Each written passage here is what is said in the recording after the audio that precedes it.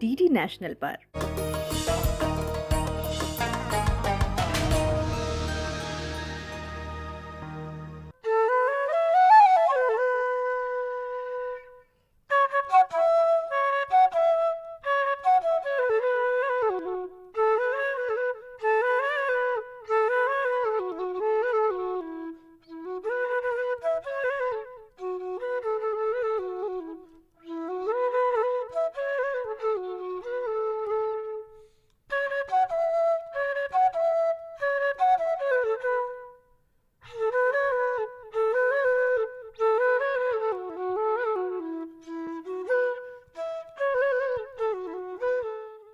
नाजरीन आदाब, कैसे हैं आप? लीजिए मैं आपके सामने फिर से हाजिर हूँ लेके कुछ लम्हे फुर्सत के। इस शुमारे में मुलाकात करेंगे नरगिस खान जी से, जो काफ़ी लंबे अरसे से बच्चों की तालीम के ऊपर काम कर रही हैं, और साथ साथ जानेंगे इंटीरियर डेकोरेशन के बारे में। आज मैं आपकी मुलाकात कराऊंगी एक ऐसी शख्सियत से जो ख़वातीन के ख्वाबों को पर देती हैं। जी हाँ, आज के दौर में बहुत सारे ऐसे लोग होते हैं जो अपने बच्चों को आला तालीम दिलवा पाते हैं, जो साहिब हैसियत होते हैं, बल्कि दूसरे जानिब कुछ ऐसे लोग होते हैं जो अपने बच्चों को आला तालीम नहीं दिला पाते। ऐसे ही बच्चों और ऐसी ख़वातीन के ख्वाबों को पर देती हैं एक ऐसी शख्सियत जिनसे मैं आज आपको रूबरू कराऊंगी। जी हाँ, मैं बात कर रही हूँ नरगिस खान साहिबा की। तो आइए मुलाकात करते हैं नरगिस खान साहिबा से। नरगिस जी, आपका बहुत इस्तकबाल है आज के इस खास प्रोग्राम में। थैंक्स, मुझे अच्छा लगा कि आप लोगों ने मुझे यहाँ पर इनवाइट किया। जी नरगिस जी, आप ऐसे गरीब तबकों के बच्चों के लिए आप एक रहनुमा बनकर सामने आई हैं, तो आपको क्या लगता है कि तालीम की जितनी ज़्यादा ज़रूरत जो है वो एक आदमी को है, ख़वातीन को भी तालीम की उतनी ज़रूरत है? जी, मैं समझती हूँ कि महिलाओं को एजुकेटेड होना ज़्यादा ज़रूरी है, क्योंकि बच्चों की परवरिश जो होती है एक माँ ही करती है। अगर माँ पढ़ी लिखी होती है तो वो समझ लीजिए कि बच्चों का भविष्य अच्छा होता है, क्योंकि सारी सलाहियतें माँ की वजह से बच्चों के अंदर आती हैं। अगर माँ सही है, एजुकेटेड है, तो बच्चा काबिल बन सकता है। लेकिन कहीं कहीं ऐसा होता है कि ना वहाँ माँ पढ़ी होती है, ना वहाँ बाप भी पढ़ा होता है, तो वहाँ मुश्किल आती है। तो उन्हीं बच्चों के लिए मुझे लगता है कि मुझे काम करना चाहिए, और मैं काम कर रही हूँ 96 से कम लगातार इसी पर, एजुकेशन पर ही काम कर रही हूँ। उसके साथ साथ और बहुत सारे ट्रेनिंग बच्चों को देती हूँ मैं, और मेरा मकसद ही यह है कि बच्चे कुछ आगे बढ़ें। तो मेरा लगातार इंग्लिश स्पीकिंग है, कंप्यूटर है, और सेल्फ़ डिफेंस की ट्रेनिंग है। तो इस तरह की जो चीज़ें हैं मैं लगातार करती रहती हूँ। बहुत सारी ट्रेनिंग और भी कराती हूँ। जैसे कोई अनपढ़ महिलाएं हैं, वो कहीं घर से बाहर जाकर काम नहीं कर पाती हैं अपने घर में बैठकर, क्योंकि बच्चों की देखभाल भी उनको करनी होती है, तो वो मैं उनको सिलाई की ट्रेनिंग देती हूँ, कढ़ाई की ट्रेनिंग देती हूँ। और बहुत सारे ब्यूटिशन वगैरह, जैसे आजकल लोगों को शौक़ आ गया है कि ब्यूटिशन का वजह से, तो उसमें अच्छी आमदनी हो जाती है उन लोगों को, और हमारे यहाँ से सीख कर जाती हैं, एक सर्टिफिकेट मिलता है हमारी एनजीओ से, तो उसका जो है बेनिफिट वो गवर्नमेंट के अगर जॉब में भी जाती हैं तो उसको भी उनका बेनिफिट मिल सकता है जो हमारा सर्टिफिकेट होता है। तो इसलिए मैं समझती हूँ कि महिलाओं को एजुकेटेड होना बहुत ज़्यादा ज़रूरी है, और उनको हमेशा एजुकेटेड करना ही चाहिए। जी नरगिस जी, ख़वातीन तो अपने रोज़मर्रा के कामों में इतनी ज़्यादा बिज़ी रहती हैं, तो आप भी शायद बिज़ी रहती होंगी। फिर आपके जहन में ये सवाल कैसे आया कि मुझे तालीम के लिए काम करना चाहिए, या मुझे कुछ ऐसा करना चाहिए, इस तरीके का काम? जी, मैं ऐसा है कि अर्चना जी, मेरा एक जुनून है। हालांकि मैं बचपन से एक सोचती थी कि मैं कुछ करूं और समाज के लिए कुछ करूं ऐसा। तो मेरा एक मकसद भी होता है कि जो जिस काम की तरफ मेरी तवज्जो होती है ना, तो मुझे फिर कोई अपने आसपास भी नज़र नहीं आता, फिर मैं उसी में खो जाती हूँ। तो पहले तो मेरे जब तक बच्चे छोटे थे तो मैंने बच्चों की ज़्यादा तरबियत में टाइम दिया, 2-4 घंटे महिलाओं को देती थी मैं रोज़ाना के। लेकिन जब से मेरे बच्चे बड़े हुए हैं तब से मैं ना पूरा टाइम ही बच्चों का से अलग होकर और अलग ही रहती हूँ, बच्चों से भी अलग रहती हूँ, और मैं उसको सारा दिन उन्हीं के साथ, महिलाओं के साथ और लड़कियों के साथ काम करती हूँ, ताकि उनको कुछ समाज को मैं दे सकूँ। नरगिस जी, आप इंग्लिश स्पीकिंग कोर्स भी सिखाती हैं खातून को, जी। तो ये कोर्स सिखा के आप कैसे मदद करती हैं उनकी? क्या वो उनको अपने पैरों पे खड़ा करने में आप मदद करती हैं? हाँ, ऐसा है कि जिसको आज के ज़माने में अगर इंग्लिश आ जाती है अच्छे से, वो स्पीकिंग कर सकता है, तो या कंप्यूटर उसको आता है, तो उसको कहीं किसी भी कंपनी में, अच्छी कंपनी में जॉब मिलने में कोई दिक्कत नहीं आती, तो इससे लड़कियों को बहुत बेनिफिट मिला है मेरे यहाँ से, और मेरे यहाँ से पढ़ी हुई लड़कियाँ आज आईएएस बनने की भी कोशिश कर रही हैं। बहुत ही गरीब तबके की लड़की है एक, लेकिन उसके साथ साथ वो चाहती है कि मैं एक आईएएस बनूं। मैंने उसको कहा, मैंने क्या, मेरा भी सपना है कि तुम एक दिन आईएएस बनकर मेरे सामने आओ। जी हाँ, मैं यही सवाल आपसे पूछना चाहती थी कि जो लड़कियां आपसे तालीम हासिल करके गई हैं, अगर हम बात करें आज के समय में, तो आज के टाइम में उनका मुस्तकबिल कैसा है? हाँ, बहुत अच्छा है, क्योंकि जिन्होंने मेरे यहाँ से इंग्लिश स्पीकिंग सीखी है ना, तो वो कहीं पर भी इंग्लिश बोलने से वो नहीं होती हैं।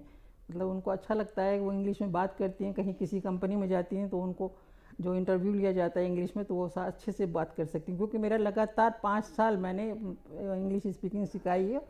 और सुबह से लेकर शाम तक 250 लड़कियाँ और लड़के मेरे यहाँ आते थे। लड़कियों की तादाद मेरे यहाँ हमेशा ज़्यादा रहती है लड़कों की बनिस्बत। नरगिस जी, आप सेल्फ डिफेंस ट्रेनिंग भी लड़कियों को देती हैं, तो आपको क्या लगता है कि आज के दौर में कितनी ज़्यादा ज़रूरत है खातून को सेल्फ डिफेंस ट्रेनिंग की?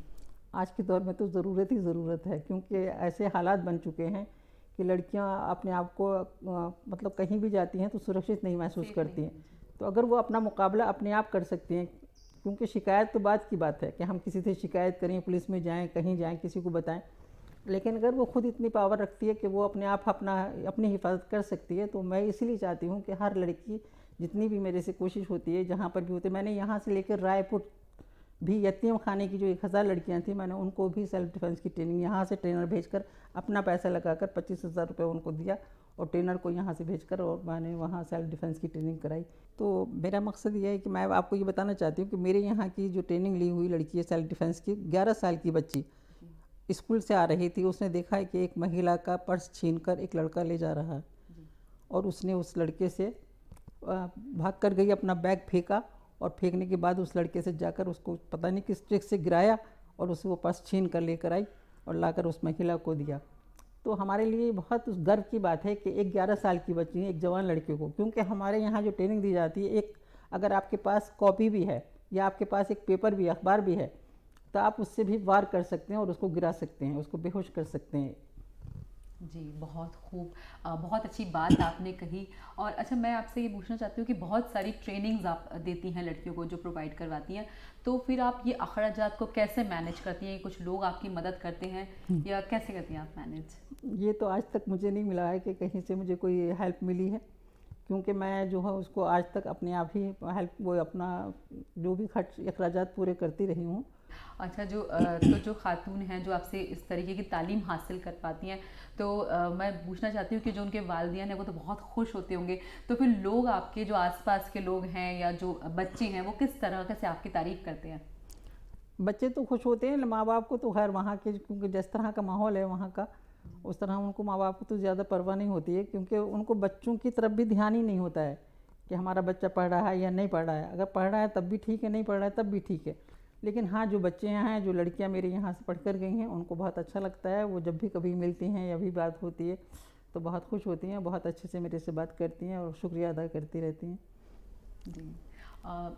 जी, बहुत, मैं आपसे पूछना चाहती हूँ कि बहुत सारी ऐसी खातून हैं जो इस तरह की जो समाज सेवा के जो काम है वो करना चाहती हैं, मगर जैसा कि आपको पता है कि वक्त इतना वो नहीं निकाल पाती, तो आप क्या सलाह देना चाहती हैं कि वो कैसे वक्त निकाल पाएँ कि वो अपने घर के साथ साथ कुछ कर पाएँ अपने आसपास के बच्चों के लिए, उनकी तालीम के लिए? हाँ, मैंने पहले भी बहुत जगह पर सेंटर अपने तरफ से खुलवाए थे, और मैं खुद ही उनको जो कुछ जैसे मशीनें हैं उनको प्रोवाइड कराती थी, और कोई भी चीज़ है जो जिनको उनको ज़रूरत होती थी वो उसको कराती रहती हूँ मैं लगातार। और मेरा सेंटर कहीं कहीं चलते रहते हैं, अलग अलग जगहों पर भी चलाती हूँ मैं। तो मेरा मकसद सिर्फ ये है कि अपना बेनिफिट नहीं, समाज का, सिर्फ मुझे समाज से ही लगाव है, और मेरा एक जुनून है कि मैं कुछ करूं, ऐसा करूं जो हटकर हो। तो यूँ तो सभी करते हैं। जी जी, बहुत बहुत खूब। अच्छा, जैसे जब अब आप बच्चों को तालीम देती हैं या ख़ातून को आप जो भी तालीम देती हैं, तो कई बार ऐसा भी होता है कि जैसे आपने बोला कि अखराजात को आप खुद से मैनेज करती हैं, तो जब वो आपसे तालीम पाती हैं तो बहुत सारे ख़ातून ऐसी भी होंगी जो जब हम आज की तारीख में बात करें तो वो अपने पैरों पर खड़ी हो गई होंगी। हाँ, तो बहुत सारी लड़कियाँ, क्योंकि मेरे यहाँ ये 2013 से इंग्लिश स्पीकिंग मैंने शुरू कराया था, तो 2013 से वो बच्चियाँ उस वक्त 13 साल की थी, तो आज वो 18 से ऊपर हो चुकी हैं, तो सारी जॉब में हैं या शादी हो गई है जिन बच्चों की, तो वो भी अपने यहाँ जाकर किसी को कोचिंग देती हैं, किसी को कुछ करती हैं। तो इसीलिए मेरे यहाँ से जिन बच्चों ने पढ़ा है तो काफ़ी फ़ायदा उठा रही हैं वो अपने लाइफ में। कई बार आप ऐसी बच्चियों से भी रूबरू होती होंगी जो तंगदस्ती की वजह से तालीम नहीं सीख पा रही हैं, या कुछ भी बहुत सारी ऐसे हुनर है जिसे वो सीखना चाहती हैं, तो कई बार उनको मोटिवेट करने की भी ज़रूरत आपको पड़ती होगी। तो ऐसी बच्चियों को या ऐसी खातून को आप किस तरीके से मोटिवेट करती हैं?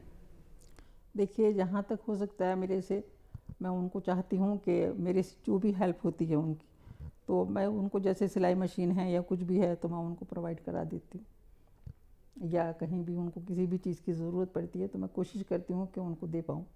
नरगिस जी, कोई ख़ास ऐसा मैसेज है जो आप देना चाहती हैं खातून को? क्योंकि कई बार हमारे जहन में ये सवाल आता है कि जब हम किसी मजलूम गरीब बच्चे को देखते हैं कि उसकी मदद करें, मगर हमें वो तरीका नहीं पता कि हम उस तक वो मदद कैसे पहुंचाएं, या वो तालीम की बात हो, या वो आप बात करती हैं किसी भी तरह से उसे कोई हुनर में आगे बढ़ाने की बात हो, तो वो अगर हम, जैसे मैं अपनी भी बात करूँ, या तो वो किस तरीके से हम उसकी मदद करें? मदद यही कर सकते हैं कि हम लोग उसको थोड़ा सा, एक तो जैसे तालीम हम दे रहे हैं उसके साथ साथ ट्रेनिंग भी दे रहे हैं, तो आगे चल के उसकी कोशिश ये रहे कि खुद भी उसके अंदर एक जज्बा हो कि मुझे कुछ करना है और तब आगे बढ़ना है, तभी वो आगे बढ़ सकती है। क्योंकि जब तक आदमी के अंदर इच्छाएं नहीं होती हैं तब तक वो कहीं आगे नहीं बढ़ता। मैं भी एक कस्बे की रहने वाली थी, मुझे भी कोई नहीं जानता था, और आज भी मेरी जो बाकी सिस्टर हैं वो क्योंकि घर में रहती हैं, हालांकि एजुकेटेड हैं, सब कुछ है, पैसा भी है, दौलत भी है, उनके पास सब कुछ है, लेकिन उसके बावजूद भी उनको 4 लोग अपने रिश्तेदारों के अलावा नहीं जानते होंगे, क्योंकि वो दुनिया के बीच में काम नहीं कर रही हैं। तो इसलिए ऐसा है कि जब तक हम लोग कोशिश करते हैं कि कहीं से भी, जैसे मेरे साथ खुदाई खिदमतगार हैं, वो काफ़ी मेरे साथ हेल्प कर देते हैं। तो इसीलिए बच्चों को, जो परेशान बच्चे होते हैं, जैसे हम लोग कभी किसी को कंबल बांटते हैं, कभी किसी को अनाज की ज़रूरत हो, जैसे अभी कोरोना में बहुत परेशानी रही तो राशन हमने दिया, कंबल बांटे, किसी को कपड़े देते हैं, किसी को कुछ देते रहते हैं, लगातार मतलब इस तरह करते रहते हैं। तो ये खुदाई खिदमतगार का मेरे साथ अच्छा कोऑपरेट है, और वो हमेशा मेरे साथ जुड़कर काम करते हैं, और मैं उनके साथ जुड़ी रहती हूँ। वो क्या करते हैं, बल्कि मैं उनके साथ जुड़ी रहती हूँ। नरगिस जी, हर काम में एक उतार चढ़ाव आता ही आता है। जैसे काम आप कर रही हैं, तो कई बार आपके सामने क्या कोई ऐसा वाक्या या कोई ऐसा कोई उतार चढ़ाव जो आपके जहन में आपको याद हो, जो आपको लगे कि ये दिक्कत परेशानी आपके सामने आई आपके काम के दरमियान? हाँ, दरमियान क्या है, क्योंकि इस तरह का काम करने के लिए पैसे की ज़्यादा ज़रूरत होती है, क्योंकि कोई भी काम बगैर पैसे के नहीं होता। दुनिया के हर काम के लिए पैसा चाहिए होता है। तो मुझे कभी भी कहीं पर भी दिक्कत जब आती है तो वो पैसे की आती है, बाकी और कोई वो ऐसी दिक्कत नहीं आती, क्योंकि मैं कहीं पर भी अपने आप को कमज़ोर या मजबूर नहीं समझती हूँ। कहते हैं कि जो पैसे हम कमाते हैं वो भले ही खर्च हो जाएं, मगर जो दुआएं हम कमाते हैं वो हमारे जीवन में आगे ज़रूर काम आती हैं। तो बहुत बहुत शुक्रिया नरगिस जी आपका कि आज आप हमारे इस प्रोग्राम में आई। मुझे भी अच्छा लगा कि यहाँ पर आना, और आप अपना एक मैसेज ज़माने को देना, क्योंकि मेरी जो आज तक की वो है, तो मैं लोगों को ज़्यादा बताती नहीं हूँ कि मैं क्या कर रही हूँ क्या नहीं कर रही हूँ, बस एक जुनून है और करती चली जा रही हूँ। तो ये थी हमारी आज की खास मेहमान नरगिस खान साहिबा। तो आइए चलते हैं हमारे अगले पड़ाव की तरफ। भाई, मुझे तो अपने घर को सजाने का बहुत शौक है, और मुझे लगता है हम ख़वातीन को भी अपने घर को सजाने का उतना ही शौक होगा। यूँ तो अपने तरीक़ों से हम घर को आमूमन सजाते ही रहते हैं, पर मैंने सोचा क्यों ना बात की जाए आज किसी प्रोफेशनल से। तो आइए चलते हैं राशिम जी के पास, उनसे जानते हैं कि घर को कैसे सजाया जाए। हेलो राशिम जी, मैम कैसी हैं आप? मैं बिल्कुल ठीक हूँ अर्चना जी, आप कैसे हैं? बिल्कुल बढ़िया। मेरा सवाल है, तो मुझे लगता है शायद ये आपका सवाल भी होगा, जो कर्टन से रिलेटेड है। कई बार हम कर्टन खरीद कर लाते हैं, बहुत डार्क कलर के होते हैं, या वॉल का कलर बहुत लाइट है, तो किस कलर की वॉल पे मैम कौन से कलर का कर्टन अच्छा लगेगा? अर्चना जी, कर्टन का एक पर्पस रहता है। जब भी हम अपने घर में कर्टन लगाते हैं तो हम हमेशा उसको एक विंडो के आगे लगाते हैं। और विंडो के आगे क्यों लगाते हैं? क्योंकि वहाँ पे एक हमको लाइट एक लेवल तक घर के अंदर चाहिए, या एक ये पर्पस होता है, या दूसरा पर्पस होता है कि प्रिवेसी कितनी है, कि बाहर से आने जाने वाले लोग मेरे घर के अंदर झांक सकते हैं कि नहीं झांक सकते हैं। ये 2 मेन पर्पस होते हैं। तो अगर मेरे घर में बहुत उस पर्टिकुलर खिड़की से बहुत ज़्यादा लाइट आ रही है या बहुत गर्मी आ रही है, तो हम इसलिए कोशिश करते हैं कि वहाँ पे हैवी या मोटे कर्टन्स हो, ताकि वहाँ पे बहुत ज़्यादा लाइट अंदर ना आ सके या बहुत ज़्यादा गर्मी अंदर ना आ सके। ये जनरली हमें गर्मियों में ऐसी प्रॉब्लम आती है, सर्दियों में तो हम प्रेफर करते हैं कि धूप आए। और दूसरा होता है कि अगर मेरे को मान लीजिए रात के टाइम उस खिड़की से कोई आने जाने वाले लोग हैं और वो मेरे घर के अंदर झांक सकते हैं, तो उस पर्पस पे मेरे को उनको रोकने के लिए मेरे को ऐसे कर्टन्स यूज़ करने पड़ते हैं जिसमें कि लोग अंदर मेरे झांक ना सके। तो इसलिए अगेन हम एक हैवी मटेरियल या एक मोटे मटेरियल का यूटिलाइजेशन करते हैं। तो मेन पर्पस खिड़की का ये रहता है। बाकी आपने बात पूछी कि रंग के हिसाब से हम कैसे डिसाइड करें, तो एक तो सबसे पहला रीज़न है कि ये दो पर्पस हमें देखने पड़ते हैं कि वो विंडो किस काम के लिए यूज़ आ रही है या उसमें से कितनी लाइट आ रही है। पहला पर्पस ये हो गया। दूसरा ये है कि घरों के रंग के हिसाब से और हमारे फर्नीचर या हमारे अपहोल्स्ट्री के हिसाब से हमेशा सोच के ही हमें कर्टन ख़रीदने चाहिए। शेयर कर्टन वहाँ अच्छे लगते हैं जहाँ पे हमारी लाइट भी कम आ रही है और प्रिवेसी का ज़्यादा प्रॉब्लम नहीं है, और शेयर कर्टन से हमारी लुक थोड़ी अच्छी हो जाती है। पर मेन पर्पस सिर्फ यही दो हैं। हम जो ख़वातीन हैं कई बार अगर वो सोचते हैं कि अगर इंटीरियर डेकोरेशन में या आप आर्किटेक्ट हैं, अगर इसमें अपना करियर बनाना जाए तो इसमें कितने ऑप्शंस हैं? अर्चना जी, पिछले 20 साल से मैं इस करियर में हूँ आर्किटेक्चर में, और अब मैं as a professor interior architecture and design पढ़ा रही हूँ Indian Institute of Art and Design में। यहाँ पे मुझे पढ़ाते हुए तकरीबन 3 साल हो गए हैं। और ये जो प्रोफेशन है आर्किटेक्चर और इंटीरियर आर्किटेक्चर एंड डिज़ाइन, लड़कियों के लिए बहुत ही अच्छा प्रोफेशन है और इसमें बहुत रिस्पेक्टफुल प्रोफेशन भी है ये।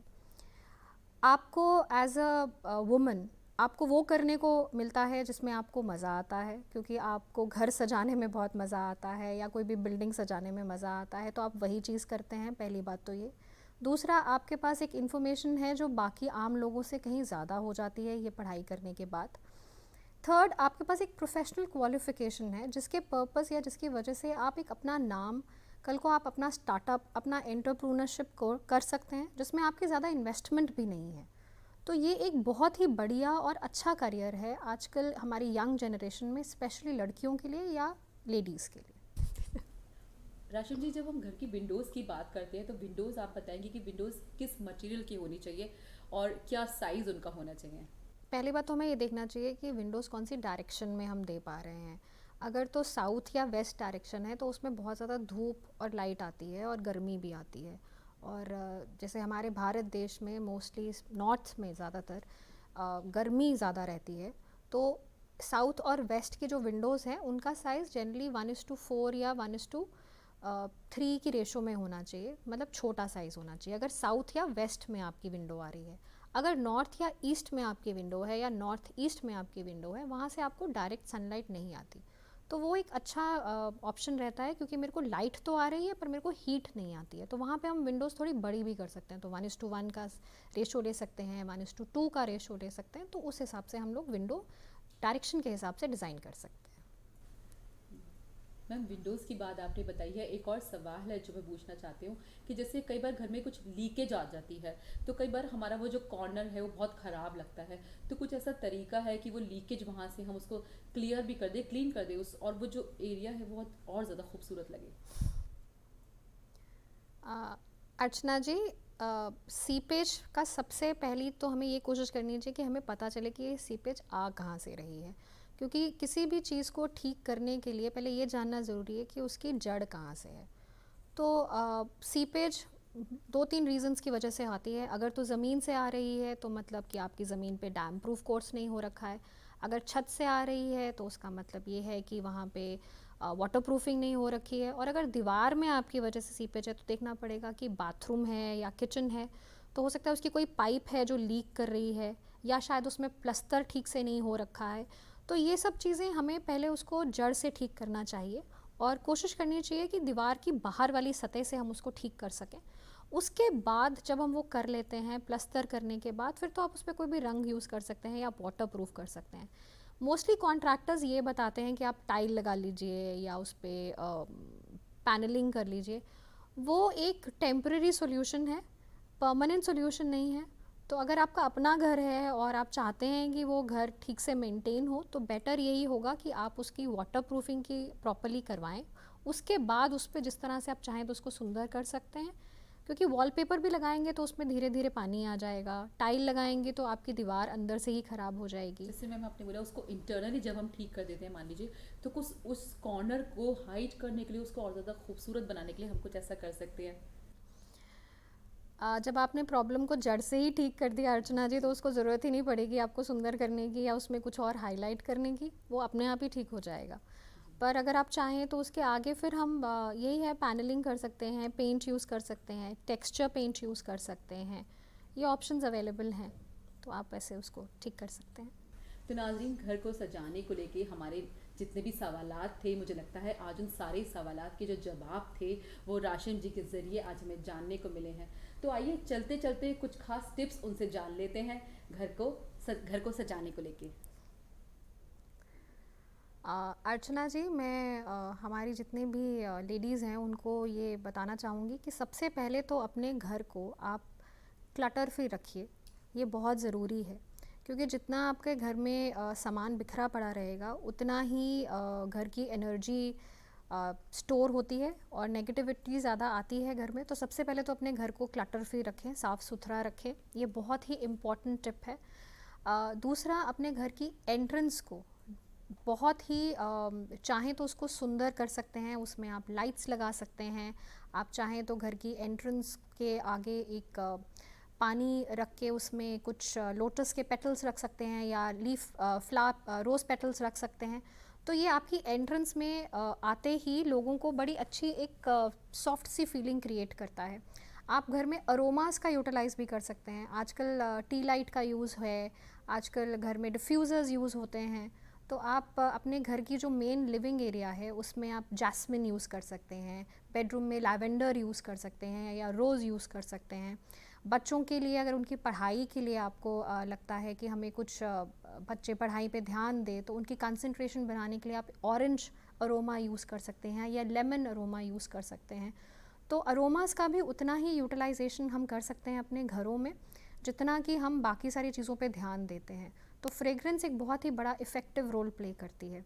अपने घर को साफ़ सुथरा रखें, नीट एंड क्लीन रखें। लाइट, दिन की जो सनलाइट है या डे लाइट है उसको आने दें, उसको बंद करके ना रखें। उससे हमारे घर में पॉजिटिविटी बढ़ती है, पॉजिटिव आयंस आते हैं।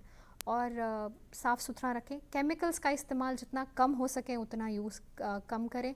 घर की चीज़ों का यूटिलाइजेशन करें। और यही एक मेजर टिप है मेरा एज एन आर्किटेक्ट और एज एन इंटीरियर डिज़ाइनर। राशिम जी, हमारे शो में आने के लिए आपका बहुत बहुत शुक्रिया। Thank you so much. Thank you.